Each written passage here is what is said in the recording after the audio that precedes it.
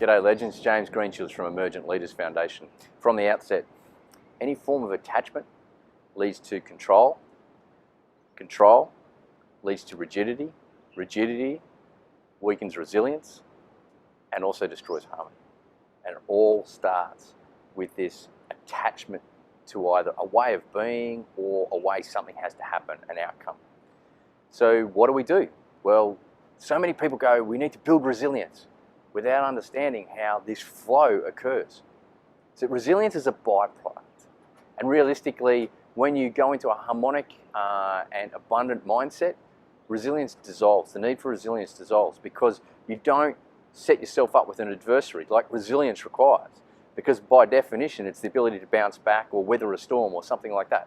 So that requires a storm or something to hit you, to impact you. Now, if your mindset's one where you're above the need for resilience, in other words, you become into a harmonic mindset, therefore your need for resilience starts to dissolve. And one of the key aspects for this is to have a look at your attachments. Now, so often our attachment goes back even one step further, and that's to our identity.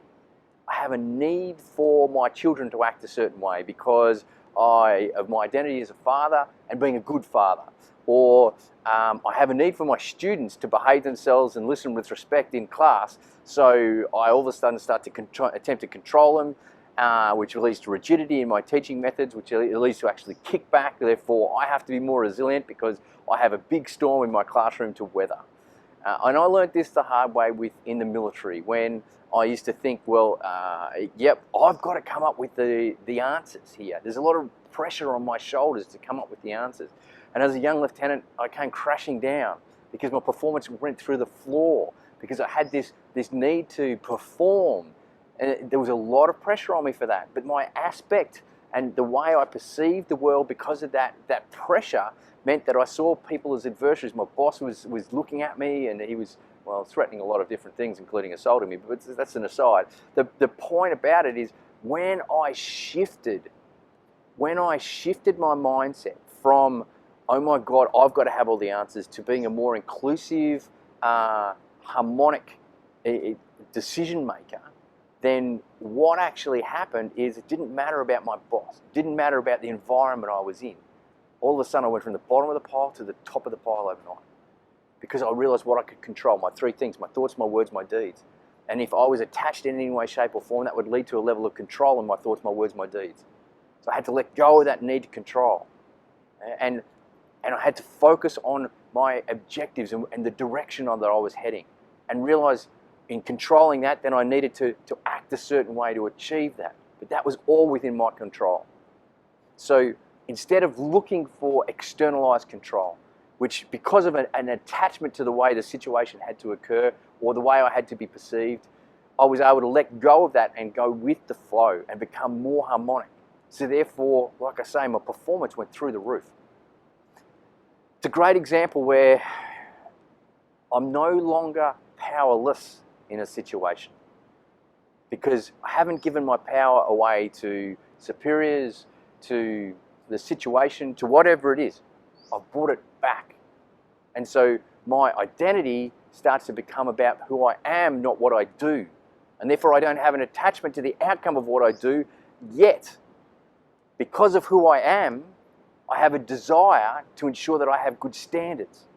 And I maintain those standards because of the sense of accomplishment and harmony that it puts inside me.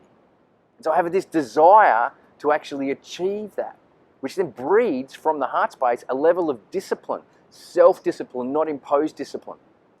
Imposed discipline in cultures leads to, when the person leaves that culture, a person falling flat generally on their face, because they don't have the structures and architecture to actually keep them in that direction. And self-discipline comes from an understanding through my heart space what I truly desire, and therefore a desire to achieve that in some way, shape or form, and therefore I naturally prioritize what needs to happen for that to occur. In other words, I become disciplined in the pursuit of it. So therefore, I let go of that attachment to the situation, and I just feel into it, and I become one with it, and I bring wonder up. Wonder is a principle linked to awe, where I look and go, wow, I wonder what's going to happen now. I wonder what the universe is going to present me now. I wonder how I'm working in harmony with the divine now. And then all of a sudden, magic starts to happen on a daily basis. And then all that breeds my gratitude. And my gratitude goes up even further. And so therefore my trust in the universe, in the divine, in the fact that I am part of a bigger picture starts to even cement deeper, and I start to go through trust to a point of knowing that I'm on path, that knowing that this is my path to pursue in life. And then there is no need to control, because I realize control is a fallacy anyway. And therefore I transcend resilience, and I come to this place of harmony and gratitude and compassion to those around me, but humility and love for life. So don't try and be resilient. Don't try and be harmonic. Go back. Look at the attachments we have and the beliefs which are holding us stuck to this level of attachment. And then let them go. Because you'll generally find they're flawed beliefs anyway. Trust it's been worth it. Much love.